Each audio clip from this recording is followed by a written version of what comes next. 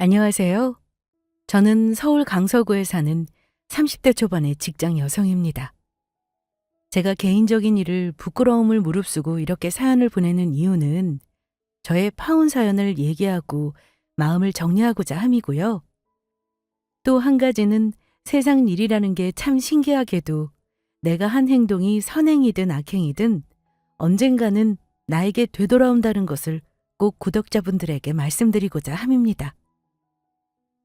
저의 경우는 제가 베푼 호의로 뜻하지 않게 봉변을 당할 뻔했지만 결과적으로는 인생 중대사의 큰 실수를 피할 수 있었으니 참 다행한 일이긴 했지만요. 세상에는 나쁘든 좋든 참 신기한 우연이 많더라고요. 먼저 말씀드리자면 저는 파혼한 지는 얼마 안 되었어요. 올해 초 상견례 날 잡고 양가 가족들 모인 상견례 자리에서 바로 파혼했습니다. 결혼할 뻔했던 사람은 처음에는 파혼을 받아들이지 못했습니다.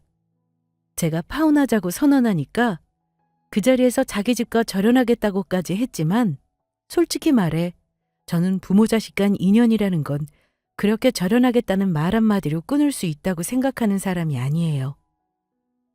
저에게 자기 부모와도 인연을 끊겠다고 했으니 저에게 얼마나 매달렸는지 짐작이 가시죠?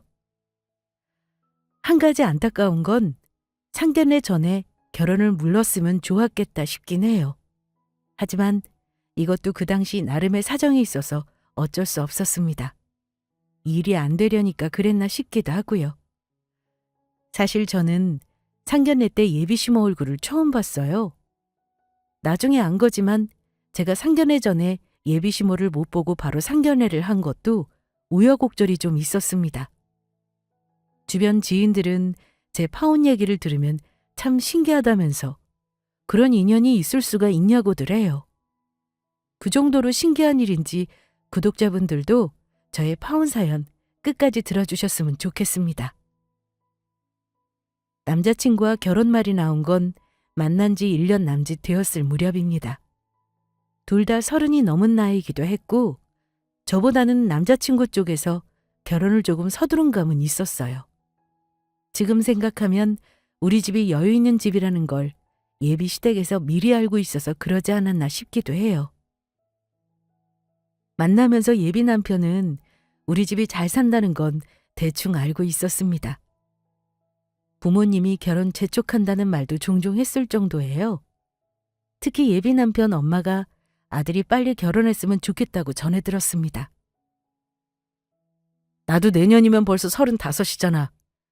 집에선 다 결혼 언제 하냐고 너 데려오라고 난리다 난리. 우리 아직 연애 더 하고 싶다고 했더니 결혼해서 연애하듯 살면 된다고 쓸데없이 시간 낭비하지 말라시네. 조만간 우리 부모님께 정식으로 인사드리러 가야 할 것 같은데? 우리 부모님은 아직 이르다고 하시는걸? 나도 결혼은 1, 2년 더 있다가 할 생각이었고. 근데 결혼할 돈은 모아놓고 하자는 거야? 세상에 돈 다 모아놓고 결혼한 사람이 몇이나 되겠어. 없으면 없는 대로 시작해서 점차 자리 잡아 나가는 거지. 나도 직장 든든하겠다. 너도 돈 벌겠다. 우리가 무슨 걱정이 있냐? 내가 진짜 잘할게. 그러니까 우리 집에 먼저 인사부터 드리자. 우리 부모님도 자식 결혼하는데 니들이 전부 다 알아서 해라 하실 분들은 절대 아니야. 글쎄, 결혼이라는 건 마음만 가지고 되는 건 아니니까. 물론 나도 언젠가는 당연히 결혼은 하려고 했지. 근데 조금 갑작스럽다는 거야. 너희 집에 비하면 우리가 많이 모자란 건 맞지만 우리 부모님 만나보면 너도 알 거야. 자식들한테 기대는 분들 절대 아니셔. 물론 용돈은 드리지만 너한테는 큰 돈도 아닐 테고. 나 내년에 결혼해도 36이고 빨리 아이 낳아도 나이가 거의 40 가까워질 거 생각하니까 마음이 너무 급하네. 남자든 여자든 주변에서 결혼하는 지인들 보고 갑자기 결혼 뽐뿌가 올 때가 있죠? 그때가 마침 예비 남편에게는 그런 시기였나 봅니다. 저도 그전까지는 결혼을 진지하게 생각하지 않다가 결혼에 관심을 가지니 지금 해도 나쁠 것 같지 않겠다 싶었어요. 그리고 예비 남편 말대로 그 사람 집이 못 사는 집은 아니었습니다. 예비 남편은 공기업 5년차 직장인이에요. 어찌 보면 자영업자인 저보다는 더 안정적인 직업이죠. 예비 시부모님은 연금 생활자라고만 들었습니다. 넉넉하지는 않으나 남의 돈 빌어서 살지는 않을 정도라고 했어요.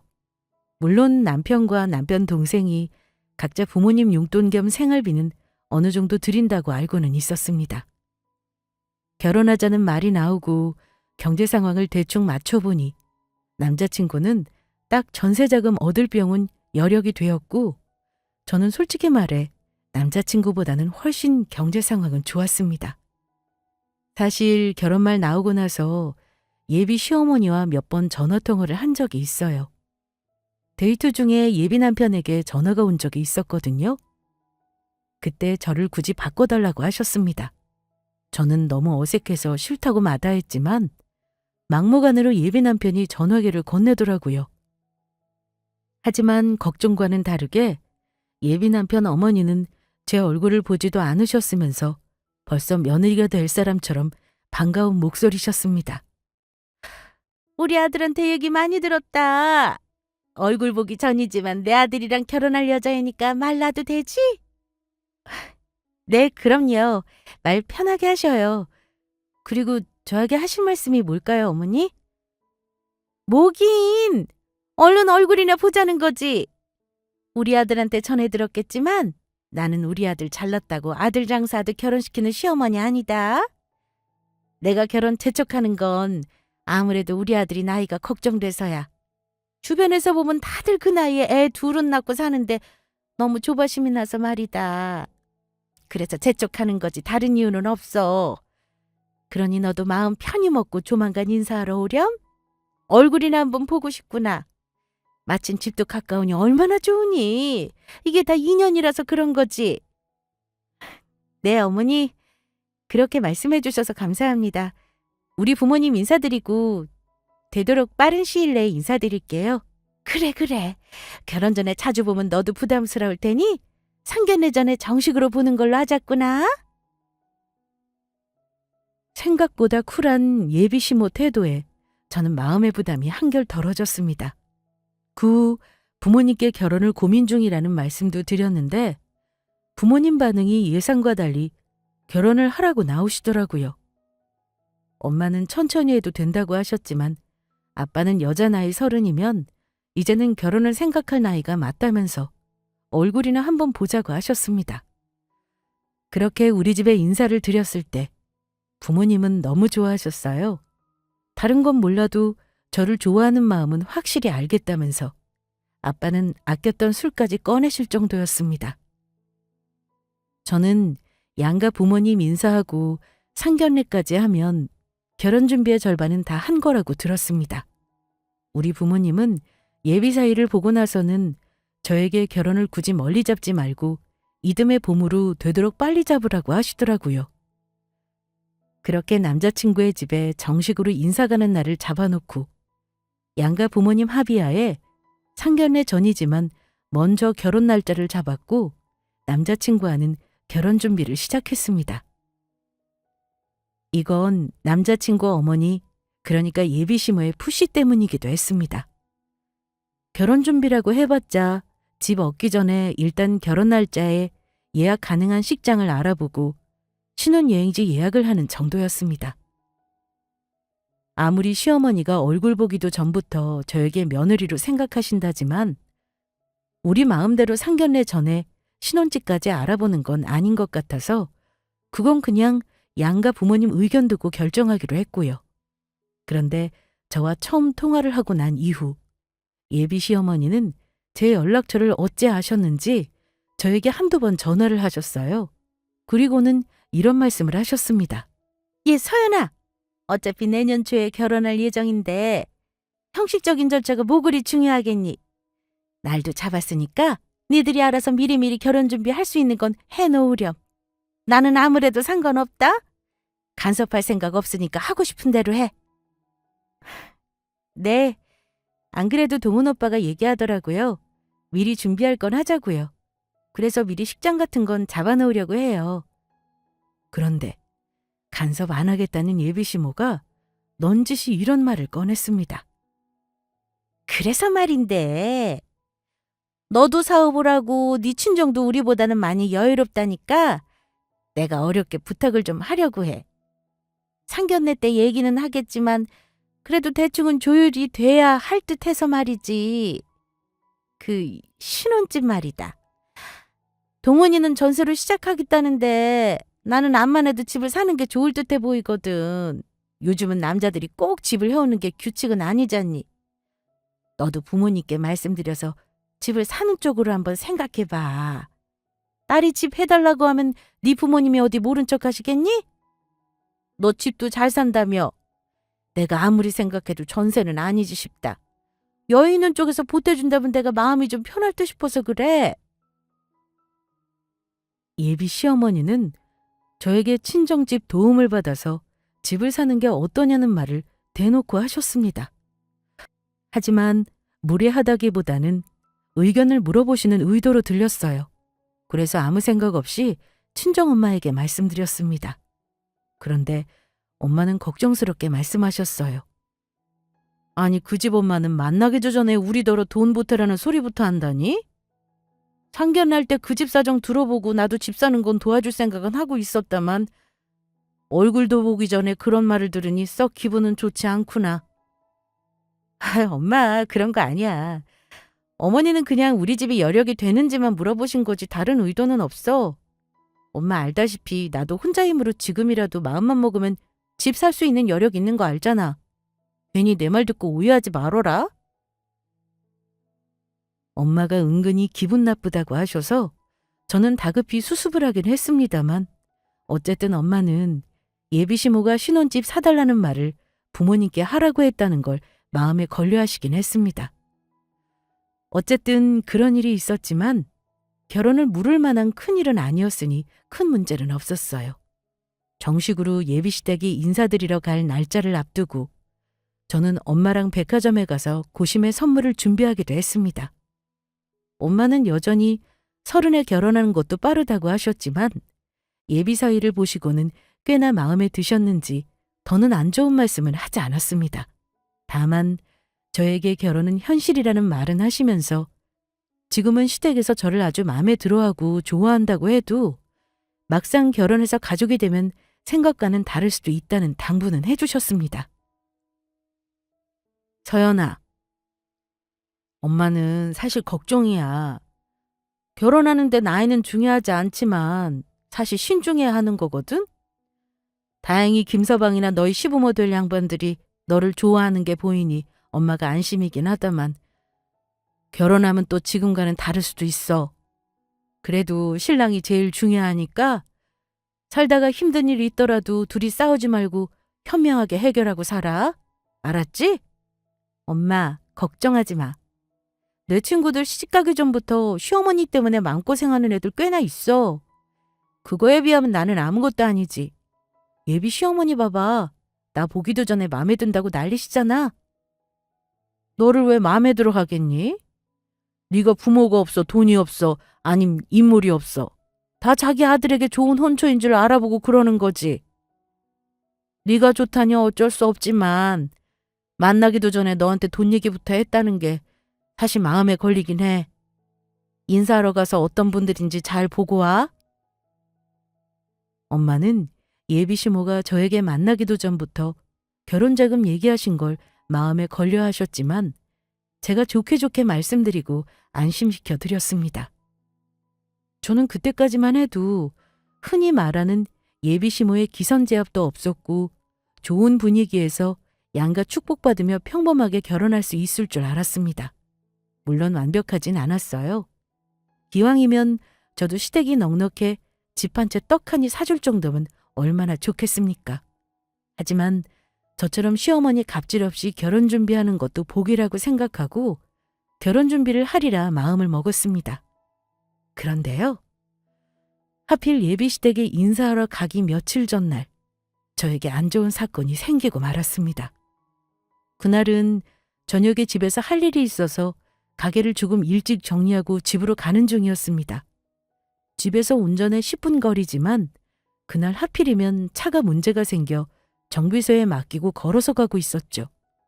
집에 가려면 번화가의 큰 마트 사거리를 건너야 하는데요. 저는 신호를 기다리면서 횡단보도에 잠시 서 있었습니다. 물론 저 말고도 신호를 기다리는 사람들이 몇 명 더 있었어요. 요즘 사람들은 신호를 기다리면서도 다들 핸드폰 보고 있는 거 아시죠? 그래서 바닥 신호등이 점차 생기는 추세인데요. 저도 별반 다르지 않아서 얼굴은 스마트폰에 고정한 채 신호를 기다리고 있었어요. 그런데 신호가 아직 바뀌지도 않았는데 옆에 있던 웬 아주머니가 갑자기 길을 건너려는 행동을 하더라고요.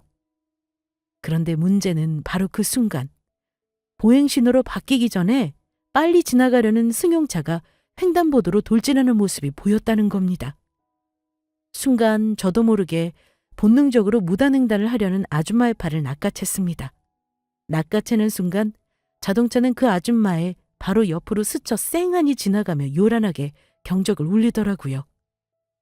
하지만 제가 낚아채는 힘이 너무 강했는지 아줌마는 저의 힘을 못 이기고 비명을 지르며 자리에 주저앉더라고요. 하지만 차 사고가 날 뻔했던 건 분명해서 주변 사람들도 전부 그 아줌마를 보며 수군거렸고 큰일 날 뻔했다고 한마디씩 하더라고요. 저도 그 순간에 너무 놀란 나머지 말이 곱게 나오지 않았습니다. 아줌마, 미쳤어요? 큰일 날 뻔하셨잖아요. 신호도 빨간불인데 왜 갑자기 뛰쳐나가셨어요?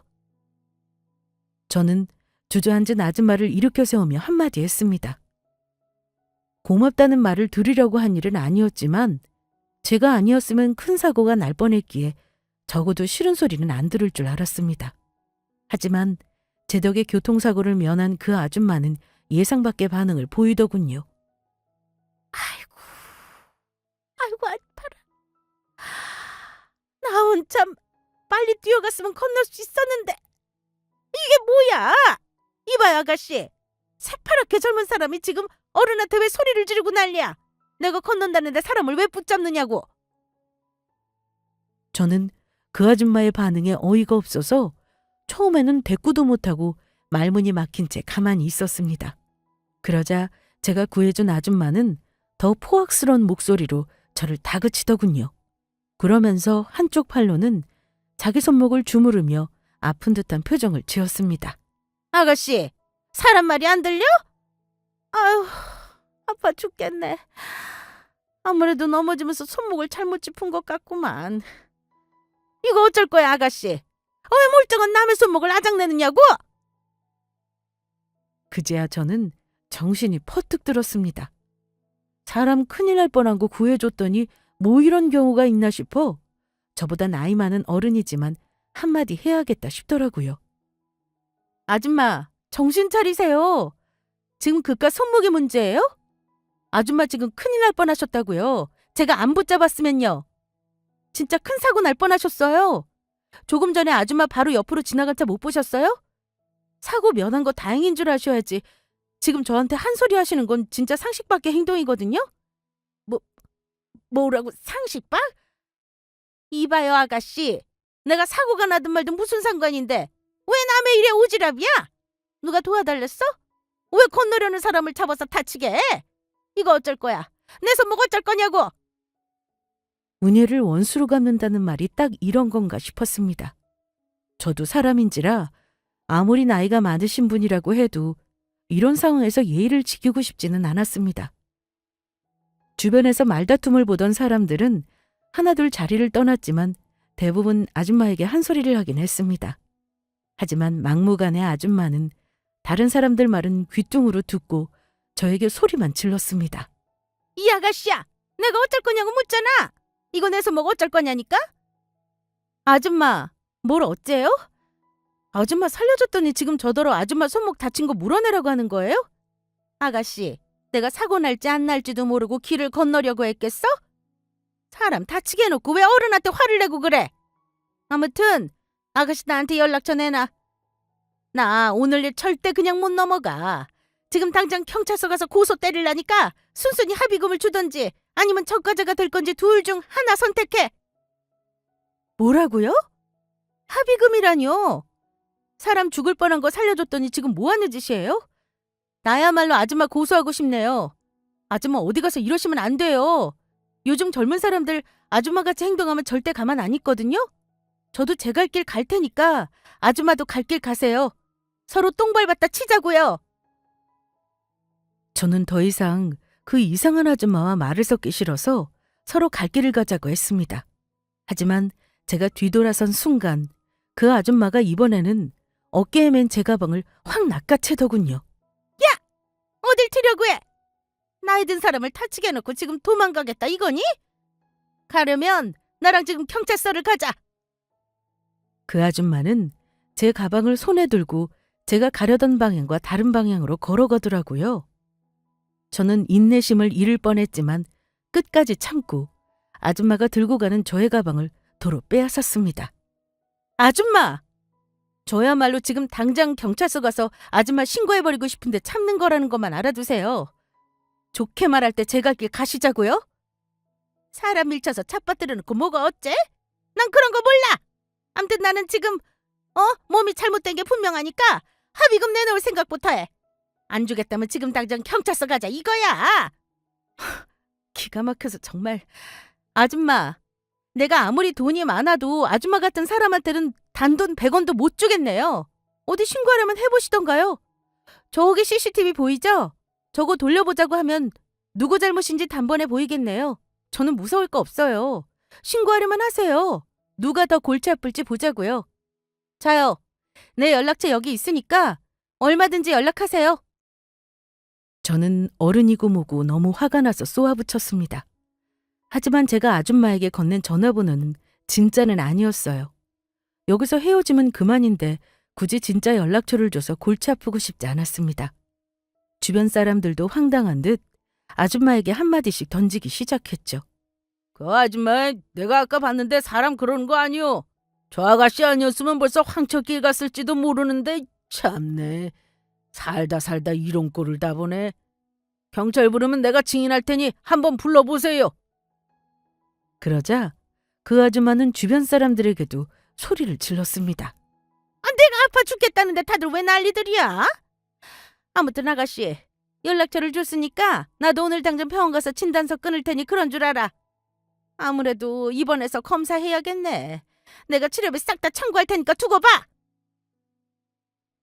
저는 더 이상 대꾸도 하지 않았습니다. 말이 통하지도 않는 사람에게 대꾸해봤자 제 입만 아프죠. 아줌마는 그제야 자기 갈 길을 갔고 저는 마음대로 하시라 하고는 뒤돌아 집으로 향했습니다.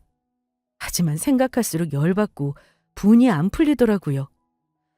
저는 우리 엄마에게는 그날 있었던 일을 하소연했습니다. 엄마는 원래 나이 먹을수록 더 고약해지는 사람이 있다면서 저를 위로해 주셨어요. 하지만 남자친구에게는 굳이 그 일을 얘기하지는 않았습니다. 이틀 후 예비시댁에 인사를 드리기도 해야 했고 일 때문에 바쁜 사람에게 징징거리고 싶지 않았거든요. 그야말로 좋은 일 앞두고 액땜했다 생각하고 애써 마음을 다스리고 넘어갔습니다. 그런데 안 좋은 일은 저에게만 일어난 게 아니었습니다. 하필 시댁에 인사드리러 가기로 한 전날 남자친구가 갑자기 인사드리는 걸 취소해야겠다고 연락을 해왔습니다. 서연아, 우리 엄마가 갑자기 넘어지셔서 병원에 입원하셨거든? 아무래도 정식으로 인사드리는 건 나중으로 미뤄야지 싶다. 어머, 어머니가 넘어지셨다고? 많이 다치신 거야? 입원까지 하신 거면 많이 안 좋으신가 봐. 저는 깜짝 놀라 예비시모 안부부터 물었습니다. 많이 다친 건 아니셔. 넘어지면서 손목 짚으셨는지 살짝 염자만 생긴 거지 뭐. 근데 내가 병원에 입원하라고 했어. 그래야 엄마 다치게 한 사람한테 치료비를 넉넉히 받아내지. 혹시 알아? 합의금 많이 받아내면 그 돈 우리 결혼자금으로 보태주실지.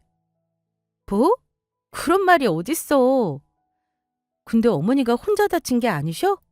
그렇다니까. 나도 자세히는 몰라. 암튼 듣기로는 누가 엄마를 밀쳤대. 같이 병원 입원해서 검사받고 나중에 연락해봐야지. 암튼 서연아, 엄마 몸이 이래서 아무래도 인사는 나중에 해야겠다. 엄마는 그냥 우리 아버지랑 그날 식사만 같이 하고 상견례 날까지 잡으시라네. 세상에. 그래도 어머니 많이 안 다치셔서 다행이다. 참나. 나도 엊그제 정말 황당한 일이 있었는데 나나 오빠네 어머니나 일진이 안 좋았나 봐. 근데 정말 내 얼굴 안 보고 바로 상견례 잡으라고 하셨어? 그래, 우리 엄마가 그렇게 하재. 너는 볼 필요도 없다 그러시네. 근데 황당한 일 있었다는 건 뭐야? 저는 예비 시모가 다쳐 병원에 입원했다는 말을 듣고 나서야 제가 겪었던 황당한 일을 말했습니다. 그러니 예비 남편은 분개하면서 그런 사람을 그냥 놔뒀냐고 저 대신 화를 내더라고요. 뭐? 너도 그런 일이 있었어? 황당하다. 뭐 그딴 노인네가 다 있대? 나한테 연락하지 그랬어. 그랬으면 내가 상대해줬을 텐데. 너는 이상한 어른 때문에 속상하고 우리 엄마는 웬 젊은 년 때문에 봉변당하고. 진짜 웃긴다. 아무튼 어머니 합의금으로 우리 결혼 비용 보탠다는 말은 하지 마. 나 그런 거 싫어. 내가 알아서 할게. 네가 순진해서 모르나 본데 원래 세상이 이런 거야. 암튼 그날 통화하면서 참 나나 오빠 어머니나 별일이 다 있다 하고 끊었어요. 예비 남편은 엄마가 많이 다친 건 아니지만 최대한 돈 받아내려면 진단받기 위해 병원에 입원을 오래 하겠다고 하더라고요. 저는 굳이 그럴 필요 뭐 있냐고 했지만 예비 남편은 원래 이런 식으로 합의금을 받아내야 한다며 아는 척을 하더라고요. 며칠 전 일이 스치며 예비 남편의 지금 행동이 별로라는 생각이 들었지만 제가 참견할 일은 아니다 싶어서 일단 넘어갔습니다. 그리고 정식 인사는 예비 시부에게만 드리고 바로 한 달 후에 상견례 날을 잡았습니다. 어머니는 이미 저를 며느리라 생각한다며 상견례 때 보자고 하시더라고요. 우리 부모님도 어머니 사고 소식을 듣고 이해하셨고요. 그날 무슨 일이 일어날지는 저도 몰랐고 남자친구도 남자친구 엄마도 모른 채 말이죠. 한 달은 생각보다 빠른 시간이었습니다. 한 달 전 작은 소동은 제가 엉뚱한 전화번호를 건넨 덕인지 그대로 아무 일 없이 지나갔습니다. 저는 살면서 일어날 수 있는 재수없는 일이라고 여기고 애써 잊으려 노력했고요. 하지만 예비 남편은 자기 엄마를 병원에 입원까지 시키며 치료비를 받으려 했는데 정작 사고를 낸 사람이 연락이 안 된다며 노발대발 화를 내긴 했습니다. 저는 그만하길 다행으로 알고 그냥 액땜했다 치고 넘어가라고 조언해줬어요. 그리고 저는 당장 급한 일인 결혼 준비에만 집중했습니다.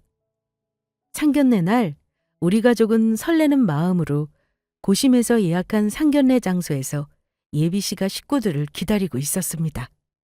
그런데 저는 상견례 장소로 들어서는 예비 남편 쪽 식구들을 보고 순간 할 말을 잊고 말았습니다.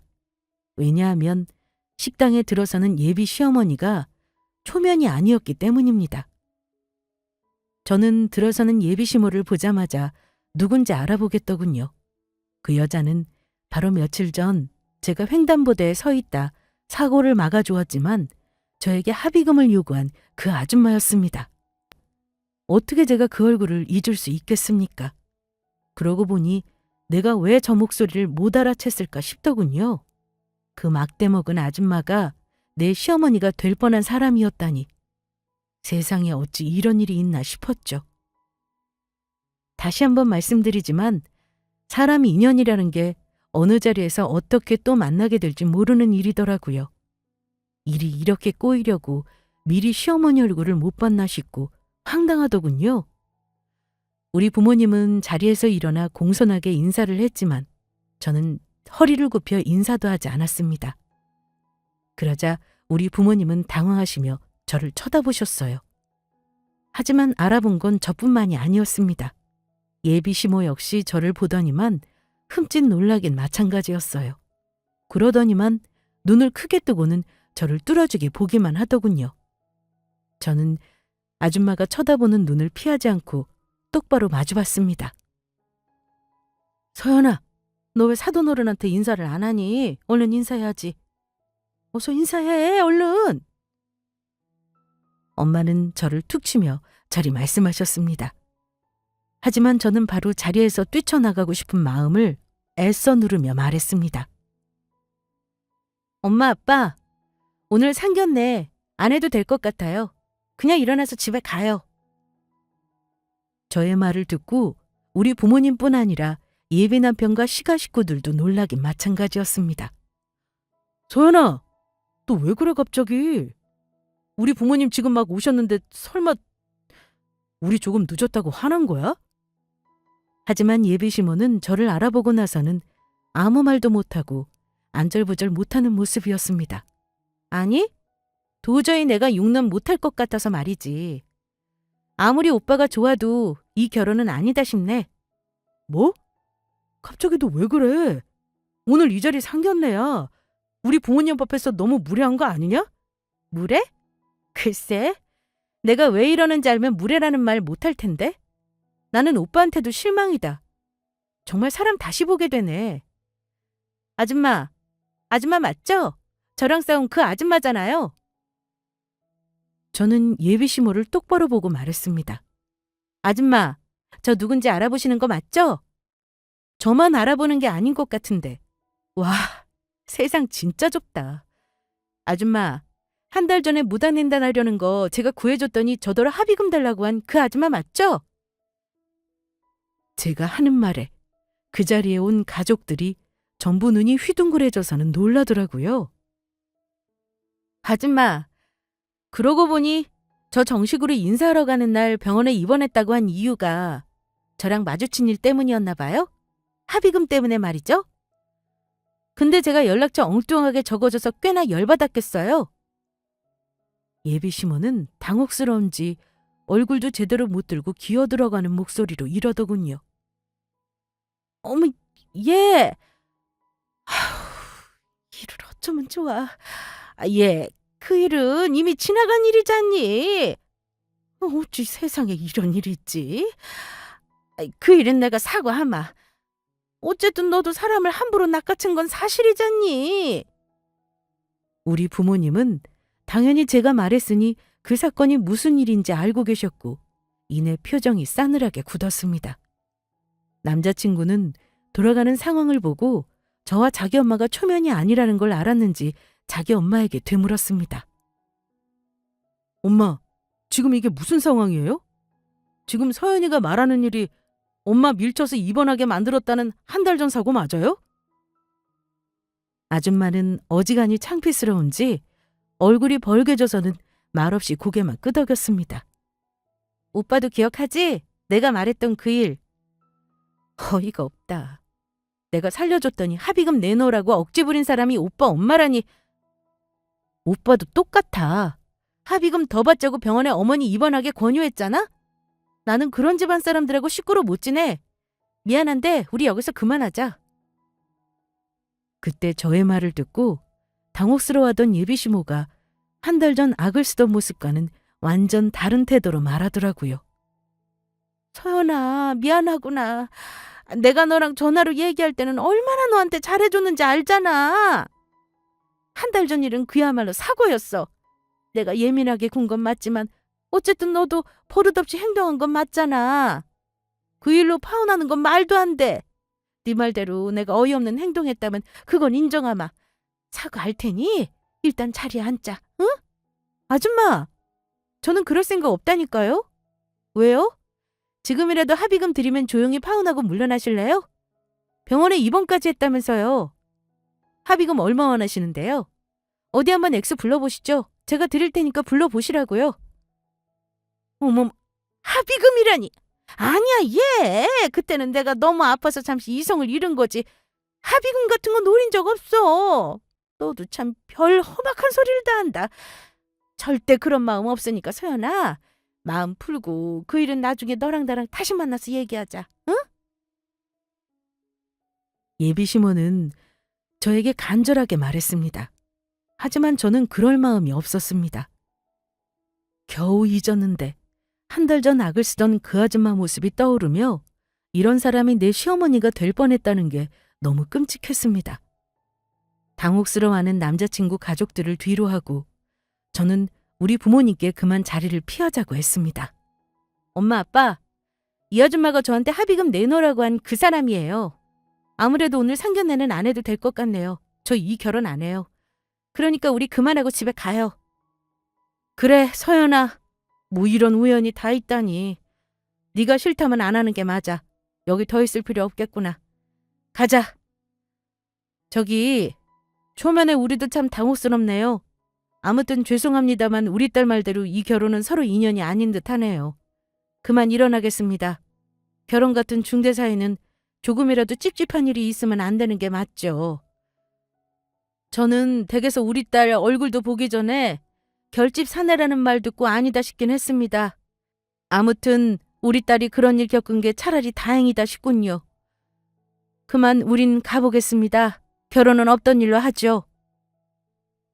우리 가족들이 우르르 자리에서 일어나 나가는데 예비시모가 될 뻔한 아줌마는 다시 한번 저를 붙잡더니 거의 울듯한 표정으로 말했습니다. 예, 너는 어른이 미안하다고 하는데 이래야 하겠니? 내가 100번 잘못했다. 우리 아들 혼잣길 막는 엄마 되고 싶지 않아.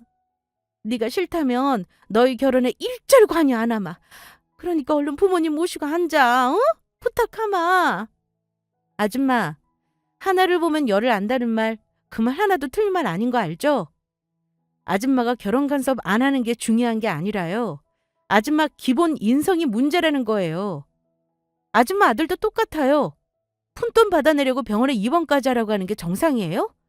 아니 애초에 죽을 뻔한 사람 도와줬더니 다쳤다고 합의금 내놓으라니요. 물에 빠진 사람 건져주니까 보따리 내놓으라는 격이잖아요. 암튼 저는 그때 아줌마 악수던 모습 생각하면 절대 시어머니로 모실 수 없을 것 같네요. 아줌마 아들하고 조용히 정리할 테니까 다시는 얼굴 볼 일 없었으면 하네요. 엄마 아빠 우리 이만 가요. 저는 부모님을 모시고 상견례장을 빠져나왔습니다. 등 뒤로 남자친구가 자기 엄마를 나무라며 성질내는 소리가 났지만 돌아보지 않고 나왔습니다. 저는 시모 될 사람도 그렇지만 남자친구에게도 너무 실망한 터라 다시는 만나고 싶은 생각이 없었어요. 자기 엄마에게 저와 있었던 그날의 자초지정은 못 들었다 해도 합의금 받자고 입원하게 하고 결혼 미천 뜯어낸다는 사람이라 생각하니 완전 정이 떨어지더라고요. 그렇게 파혼 선언하고 집에 돌아오는 길에 부모님은 어이없다는 듯 다들 한숨만 쉬셨어요. 하지만 부모님은 제 선택이 맞다고 해주셨습니다.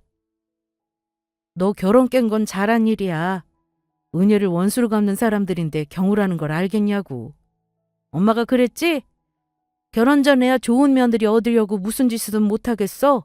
우리 집안 잘 사는 거 알고 아마 더 너 붙잡을 수도 있어. 우리 딸 똑똑하니까 현명하게 대처하리라 믿는다. 엄마 아빠가 도와줄 일 있으면 얘기하고. 걱정 마요. 내가 알아서 잘 정리할게요.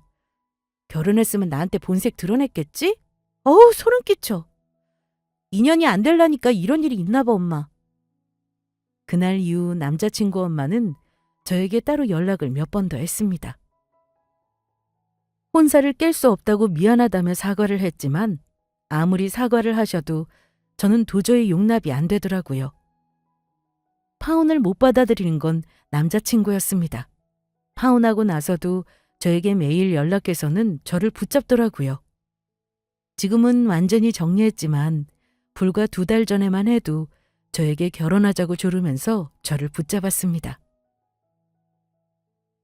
내가 우리 어머니, 아니 우리 가족이랑 네가 싫다면 모조리 연락 끊고 지낼게. 나는 너한테 그 정도로 진심이야. 대체 우리 엄마 때문에 내가 왜 파혼을 해야 하는 건지 모르겠다. 서연아, 우리 그동안 만난 시간이 너한테는 그렇게 우습니? 어쩜 겪어보지도 않고 바로 파혼을 말할 수가 있는 건데? 이런 걸 조상이 도왔다고 하는 거야. 이쯤에서 우리는 끝내는 게 맞아. 부모 자식 영 끊는 게 말이 쉽지 절대 쉬운 거 아니야. 그리고 나는 양가 부모님 축하받으면서 결혼하고 싶지? 이런 식으로 하고 싶지 않아. 잘 생각해봐. 내가 과연 파혼을 오빠네 어머니만 싫어서 한다고 생각해? 오빠 행동도 문제가 있었으니까 이런 결정을 내린 거야. 나는 더 이상 할 말 없으니까 서로 빨리 정리하자. 자기 엄마 일로 왜 파혼하느냐고 절연을 원하면 그렇게 하겠다고 했지만 저는 그럴 생각이 없다고 했습니다. 하지만 부모 자식 관계라는 게 무자르듯 끊을 수는 없는 일인데 나중에 어찌 나올지 모르는 거니까요. 물론 결혼 준비하면서 조금의 돈이 들어가긴 했지만 큰돈 들어간 건 없으니 정리는 쉬웠습니다. 그렇게 파혼하고 한두 달 전 남자친구에게 다시 만나자고 시달리긴 했지만 뭐든 영원한 건 없더라고요. 제가 계속 매정하게 대하니 전 남자친구는 본색을 드러내면서 쌍욕을 하기도 했습니다. 저는 파혼을 겪고 나서 남녀 간 사랑도 이제는 못 믿게 되었습니다. 제가 태도가 변하지 않으니 그 사람 역시 태도가 돌변하더니만 제가 잘나서 만난 줄 아느냐며 쌍욕을 시전하길래 그냥 저는 똑같은 사람 되기 싫어서 대꾸도 안 했습니다. 그 이후로는 완전히 정리한 상태고요. 그렇게 파혼하고 나니까 좋아서 사귀었던 시간도 전부 퇴색해버리더라고요. 내가 저 사람 뭐가 좋았나 사귀었나 싶고 시간이 아깝더군요. 그렇게 저는 짧았던 연애와 급하게 추진하던 결혼을 파혼으로 마무리 지었습니다. 아무리 가까이 산다지만 저런 악연으로 만나는 일은 쉽지는 않잖아요. 아무리 생각해도 결혼을 하지 말라고 온 우주가 저를 도와준 게 아닌가 싶어요. 아무튼 파혼 이후 저는 잘했다고 가슴을 쓸어내리지만 결혼을 급하게 추진하던 전 남자친구와 예비시모가 될 뻔한 그 악독한 아줌마는 후회를 많이 했을 겁니다. 남의 호의에 그런 식으로 대응해 큰 코 다쳤으니 앞으로는 정신 차리고 살았으면 하네요. 아무튼 신기한 우연으로 화를 면한 저의 파혼 사연은 여기서 마무리하겠습니다.